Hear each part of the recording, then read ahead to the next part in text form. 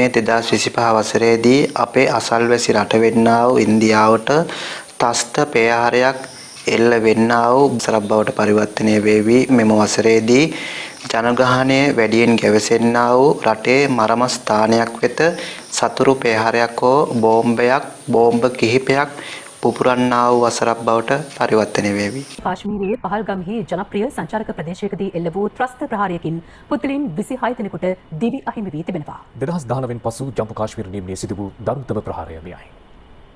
ලාව සිදු වූයේ ඉන්දියාවේ වැඩිම සංචාරක ආකර්ෂණයක් හිමි ජම්මු කාශ්මීරයේ අනන්තනාග් දිස්ත්‍රික්කයේ පහල්ගම්හි පිහිටි කුඩා ස්විට්සර්ලන්තය ලෙස හඳුන්වන බයිසරන් නම් ප්‍රදේශය තුලදී මේ සංචාරකයින් 26 දෙනෙකු මිය ගොස් තවත් 17 දෙනෙකුට වැඩි පිරිසක් තුවාල ලැබූ අතර ඉන්දියා නාවික හමුදාවේ නිලධාරියෙකු සහ බුද්ධි කාර්යාංශයේ නිලධාරියෙකුටද දිවි අහිමි වුණා. මියගිය අය අතර ඉන්දියාවන් 25 දෙනෙකු සහ නේපාල ජාතිකයෙකුද ඇතුළත්. මේ වසරේදී දියුණු රාජ්‍යයක් ඔවුන්ගේ බලය පෙන්වීම සඳහා වෙනත් රටක් ආක්‍රමණශීලීව ඔවුන්ගේ ගහණයට නතු කර ගැනීමට උත්සාහ කරાવી.